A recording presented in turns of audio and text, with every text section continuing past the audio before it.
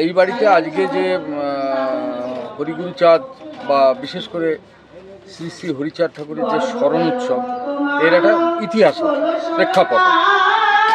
আচ্ছা, তার আগে আমার পরিচয় দিই। এই সাধনপুত পীঠস্থানটা, এই যে সাধনপুত পীঠস্থান, এটা হচ্ছে আমার পিতামহদেব শ্রী মহানন্দ হালদার। তার মহাপ্রয়াণের পরে তাকে উপাধি দেওয়া হয়েছিল আচার্য মহানন্দ হালদার। তার পূর্ণ সাধনপীঠ নদিয়া জেলার কালীগঞ্জ থানার বড়চাঁদঘর গ্রাম পঞ্চায়েতের ঠাকুরপাড়ায় অবস্থিত। আচ্ছা, 1947 সালে দেশ স্বাধীন হওয়ার পর বাংলাদেশ থেকে যারা আসেন আর কি, বিশেষ করে মতুয়া সম্প্রদায়, তখন হরিচাঁদ ঠাকুরের চতুর্থ পুরুষ তোমার শ্রী শ্রী হরিচাঁদ ঠাকুর, তস্যপুত্র গুরুচাঁদ ঠাকুর, তস্যপুত্র শশীভূষণ ঠাকুর, তস্যপুত্র প্রমথ পিয়ার ঠাকুর মশাই এলেন, আচার্য মহানন্দ হালদারও এই দেশে এলেন। বাংলাদেশে যখন ওরাকান্দি মতুয়া মহাসংঘ প্রতিষ্ঠিত হয়, গুরুচাঁদ শ্রী শ্রী গুরুচাঁদ প্রয়াত হলেন 1937 সালে। তারপরে গুরুচাঁদ প্রতিষ্ঠিত মতুয়া মিশন, সেটা রূপান্তরিত হলো ওরাকান্দি মতুয়া মিশন হিসেবে, মতুয়া মহাসংঘ হিসেবে, ওরাকান্দি মতুয়া মহাসংঘ। তারও প্রতিষ্ঠাতা সাধারণ সম্পাদক ছিলেন আচার্য মহানন্দ হালদার, এবং ওরাকান্দি মতুয়া মহাসংঘের যে মুখপাত্র অনন্ত বিজয়ের সম্পাদকও তিনি ছিলেন। তো এই দেশে আসার পরে তখন মহানন্দবাবু তো করতেন, সরকারি চাকরি করতেন, পদস্থ সরকারি কর্মী, স্পেশাল অফিসার ছিলেন। সেই পর্বে পিয়ার ঠাকুর মশাই মহানন্দবাবুকে অনুরোধ করেছিলেন যে, মহানন্দবাবু, এই যে জাতির লোকেরা আজকে ছিন্নমূল, বিক্ষিপ্ত বিচ্ছিন্ন হয়ে রয়েছে, এরা আগে না আমাদের ব্যক্তি আগে? তো মহানন্দবাবু বললেন, না নিশ্চয়ই এটা আগে। তো পিয়ার ঠাকুর বললেন, চলুন আমরা তাহলে কলোনি গঠন করি। কলোনি গঠন মানে ঠাকুর ল্যান্ড অ্যান্ড ইন্ডাস্ট্রিজ গঠিত হলো। তার ম্যানেজিং ডাইরেক্টর মহানন্দবাবু, চেয়ারম্যান ছিলেন পিয়ার ঠাকুর। এবং এই ঠাকুরনগর কলোনি উনি যেভাবে ধীরে ধীরে গঠন করেছেন, ছিন্নমূল উদ্বাস্তু মানুষ, আমরা ইসরায়েল রাষ্ট্রের কথা জানি, একসময় তো তারা বিভিন্ন জায়গায় ভেসে বেড়াত, তাই তো, কিন্তু নিশ্চিহ্ন হয়নি। মতুয়াদেরও সেই দশা হয়েছিল। শুধু মতুয়া কেন, ওপার বাংলার যারা মানে উদ্বাস্তু, সে যে কোনো বর্ণ ধর্মের লোকই হোক, সেটা ঠাকুরনগর ওই জায়গায় তিনি করলেন ধীরে ধীরে। মানে আর্কিটেক্ট যেটা ইংরেজিতে বলে, সেটা মহানন্দবাবু করে। এবং সংসারের একমাত্র যেটা আয়ের উৎস সরকারি চাকরি, সেটা তিনি ছেড়ে দিলেন পিয়ার ঠাকুরের কথা। ঠাকুরনগর উপনিবেশ মোটামুটি গঠিত হলো। এগুলো কিন্তু সব দলিল আছে আমার কাছে, আমি যে মুখের কথা বলছি তা না। আমি ঠাকুরনগরে আজ থেকে 20 বছর আগে সঙ্গোপনে গিয়ে সমস্ত তথ্য জোগাড় করেছি, লিখিত তথ্য দিয়ে উনি করলেন। পরবর্তীতে পিয়ার ঠাকুর মশাই, কিছু স্বার্থান্বেষী লোক তো থাকে, তাদের সমুদ্রী ব্যবহারে, শুদ্ধ বাংলায় বললুম, মহানন্দবাবুর সাথে এমন একটা বাজে আচরণ করলেন, যার ফলে উনি ছেড়ে দিয়ে চলে এলেন। ঠিক আছে। এবং মহানন্দবাবুর যেটা বিশ্বময় পরিচয়, সেটা হচ্ছে গুরুচাঁদ চরিত। কারণ গুরুচাঁদ চরিত না থাকলে এই ধর্মটা আজকে এতটা ওপরে আসতো না। কারণ অভিজাত লোকেদের স্বীকৃতি পেতেই হবে যে কোনো মূল্যে। সাধারণ লোক দুবাহু তুলে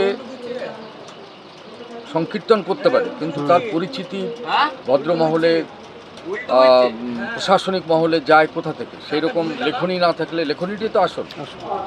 গুরুচাঁদ চরিত্রের লেখনী পড়ে আমি নিজে শিক্ষা জগতের লোক, আমার কাছে বিভিন্ন অধ্যাপকেরাও বলেন, আমার সহকর্মীরাও বলেছেন যে এ তো দলিল একটা। তাই এ তো একদিনে হয় না, অনেক নিদিধ্যাসনের ফলে এই জিনিসটা হয়। এটা করেছেন উনি, এই উৎসর্গ সংসারের দিকে উনি তাকাননি। কিন্তু তার থেকে বড় পরিচয় যে উনি বড় মাপের সংগঠক, এই জিনিসটা তো এরা বলে না। ঠাকুরনগরে সে 3টে কি 6টা ভাগ সেটা বড় কথা না, সে তো সবাই দেখতে পাচ্ছে।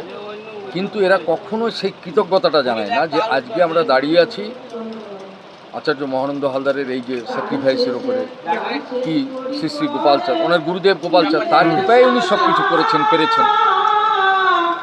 সেগুলো তারা বলে না, কিন্তু না বললে তো সেগুলো চাপা থাকবে না, সত্যটা একদিন প্রকাশিত হবে। কারণ দিন যাচ্ছে, মানুষের অভাব দারিদ্র্য বাড়ছে, মানুষের সমস্যা, কর্মহীন, সেখানে কেউ রাজনৈতিকভাবে ক্ষমতাপ্রাপ্ত হলে মানুষ সেদিকে ছোটে বটে, কিন্তু ওই ক্ষমতা চিরদিন থাকে না, সত্য একদিন প্রকাশিত হবে।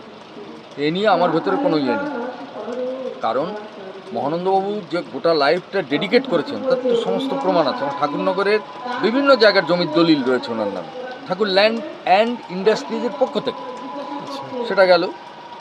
তো তারপরে তো মহানন্দবাবু চলে এলেন এখানে মীরা হাই স্কুল, মানে পলাশী রেল স্টেশনের অদূরে বড় স্কুল, আমি নিজেও পড়েছি ওই স্কুলে।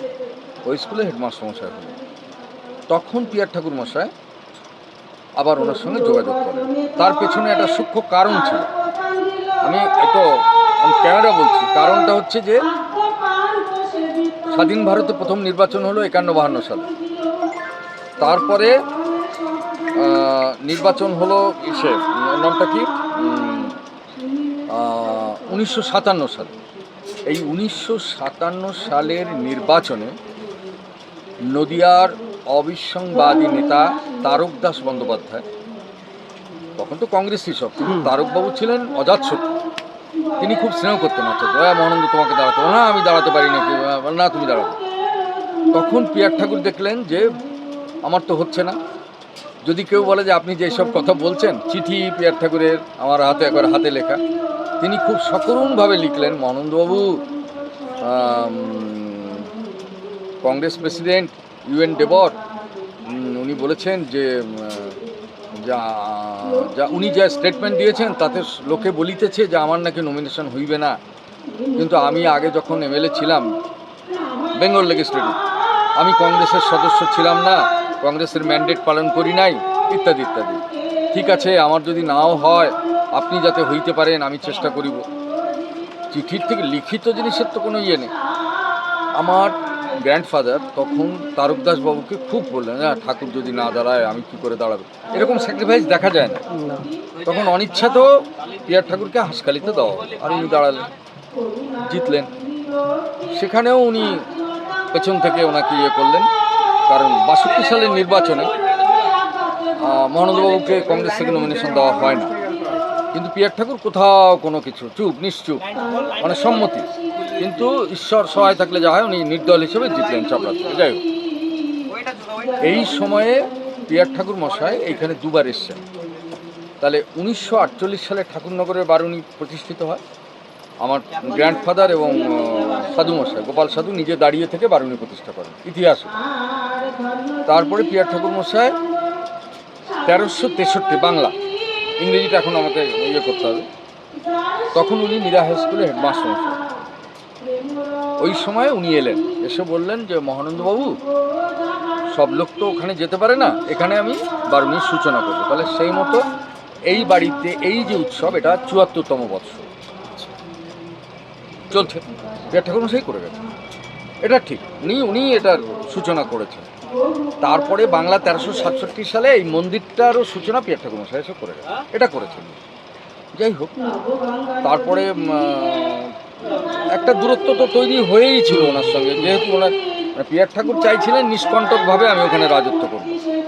আজকে যেমন প্রচুর লোক গিয়ে ইয়ে করছে, তখন কিন্তু একেবারে নিষ্প্রভ হয়ে গেছিল ঠাকুরনগর। ওই লোক তো ভক্তি টানে যেত আর কি পর্যন্ত। তারপরে উনি হরিচাঁদ সেবা সংঘ প্রতিষ্ঠা করলেন মহানন্দবাবু। এই হরিচাঁদ সেবা সংঘের তত্ত্বাবধানে অনেক বড় বড় কাজ হয়েছে, কিন্তু অনেকগুলো স্কুল প্রতিষ্ঠিত হয়েছে, ছাত্রাবাস প্রতিষ্ঠিত হয়েছে, সমস্ত তথ্য কিন্তু আমার কাছে আছে। তারপরে মহানন্দবাবু প্রয়াত হলে পরে তখন আর ওই জিনিসটা তো স্বাভাবিক, মাথা যদি না থাকে। কিন্তু সব থেকে পরিতাপের বিষয়, 1972 সালে 20 জুন উনি প্রয়াত হয়েছে, তখন পিয়ার ঠাকুর জীবিত। তারপরেও পিয়ার ঠাকুর 18 বছর বেঁচেছেন, কিন্তু উনি কোনো মানে স্মরণসভা বা একটা বার্তা কিচ্ছু দেননি। অথচ শ্রী শ্রী গুরুচাঁদ চরিতে ওনাকে যেভাবে তুলে ধরা হয়েছে, আমি নাম বললে সেটা বিশ্বাসঘাতকতা হয়। ওই ঠাকুরনগরের বহু লোক মাঝে মাঝে ফোন করে বলে পিয়ার ঠাকুরকে যেখানে আপনার ঠাকুর দাদা তুলে দিয়ে গেছে অমুক তমুক এসব। এখন যাই হোক, মানুষের তো একটা ন্যূনতম থাকে। বাংলাদেশের ওরা খুব বিরোধিতা করে, মহানন্দবাবু নিন্দামন্দ করে। ওদের কিছু পোষা লোক আছে যেগুলো একেবারে নিকৃষ্টতর। কেউ কেউ ওই পাশ্চাত্যের মুসলিম দেশগুলোতে থাকে, সেগুলোর নাম নেওয়াও আমার পক্ষে খুব ঘৃণার কারণ। এরা সব আজে বাজে গল্প, অমুক হয়েছিল তমুক হয়েছিল। আমরা সম্প্রতি মহানন্দবাবুর একটা বই বের করেছি এই মোটা, এবং বিশ্বশ্রেষ্ঠ লেখকেরা লিখেছেন। মহানন্দবাবু প্রয়াত হওয়ার সময় যারা ছিলেন তারা অনেকে বেঁচে আছে এবং এগুলো মদত দেয় ঠাকুর ওই ওড়াকান্দির কিছু লোক। কারণ গুরুচাঁদচরিতে একটা জায়গায় লেখা আছে পিয়ার ঠাকুরকে বলা হয়েছিল কিন্তু দাদা ওড়াকান্দি রহিবে না কিছু। তো তোমাদের এত ভয় কি? তোমরা তো ওখানে আছো, তোমাদের আচরণই বলে দিচ্ছে যে ওড়াকান্দি কিছু না। এই যে পরনিন্দা, তোমরা ঠাকুর বংশে জন্মেছ, হ্যাঁ, এবং সেই কৈফিয়ত যদি নিতে হয় তা তোমাদেরই বংশের পিয়ার ঠাকুরের কাছে না হবে। কারণ উনি হস্তক্ষেপ করতেন, গুরুচাঁদচরিত রচনার সময় হস্তক্ষেপ করতেন, এবং সুধন্য ঠাকুরের অনেক অবদান সেইটা অনেকটা লেখা হয়েছিল বা লিখছিলেন উনি। আমি শুনেছি আমার বাবার কাছে পিয়ার ঠাকুরকে হাত চেপে দেখতেন, মনে আমার বাবার কথা বলুন, আমার এইরকম ব্যাপার। যাই হোক, ওড়াকান্দির একজনা আছেন ওই বংশের একজন খর্বকায় ভদ্রলোক, তিনি গোপনে আবার গবেষকদের বলেন হ্যাঁ মহানন্দবাবু যদি এগুলো না লিখতেন তাহলে আমাদের কথা কে বলতো। সেগুলো বলে, বাইরে নিন্দে করে, কিছু আসে যায় না ওতে। এখন কথা হচ্ছে যে সত্যটা মানুষ বোঝে তো, কি আসে যায় প্রতি ছত্রে ছত্রে। কিন্তু এরা পরবর্তী যারা রয়েছেন এরাও কখনো করে না। এদের দু একজনের নানা কারণে আমাকে ফোন করেছিল। আমি বলেছি যে মহানন্দবাবু, তারক গোসাই, হরিবর সরকার, এদের নিয়ে একটা সেমিনার করা হোক ঠাকুরনগরে, এদের অবদানটা বলা হোক। কারণ তোমরা চিরদিন থাকবো না, আমরা থাকবো না, গ্রন্থ থাকবে। যেমন বেদ, রামায়ণ, মহাভারত, অনেক বড় বড় গ্রন্থের নাম বাচ্চারা জানে না, কিন্তু রামায়ণ বলে জানে। মতুয়া পরিবারে মহানন্দবাবু, তারক গোসাই এরা তো বেঁচে থাকবে, সবাই জানবে গুরুচাঁদচরিত তা। সুতরাং এরাও করে না। এটা হয় কি, শ্রমের দ্বারা কোনো কিছু প্রাপ্ত হলে মানুষ সেই পদের মূল্যবান বোঝে।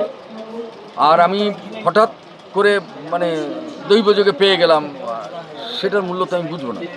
যেটা আমি নিজে খুব সাবধানী থাকি, দেখছি পাঁচটা লোক সম্মান করে, কিন্তু আমি মনে মনে জানি আমার যতটুকু গুণ তার থেকে বড় গুণ আমার ঠাকুরদাদা, তার জন্য আমাকে করছে সেইটাই। সেখানে যদি অহংবোধে আমি এমন একটা ভাব করতে থাকি, আমি যদি অস্বীকার করতে থাকি, এই বাড়িতে প্রথম দিকে যারা শ্রম দিয়েছেন, যারা সাধন ভজন ওনার সঙ্গে করেছেন, তাদের কথা তো স্মরণ করতে হবে। এই হলো ব্যাপার।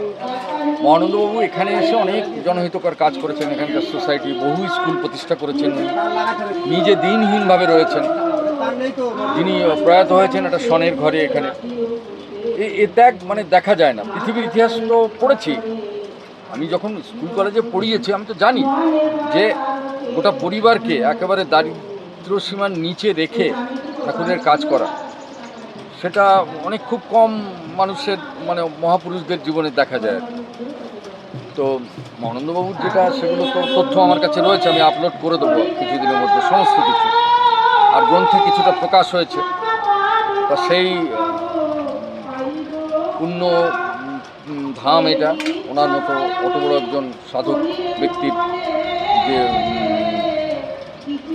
সাধনার স্থান, সেখানে আজকে উৎসব। আমি কোনো ব্যক্তি নিন্দা করছি না, আমরা বংশ পরম্পরায় ওড়াকান্দি শ্রী হরিচাঁদ ঠাকুরের মত পথের অনুসারী।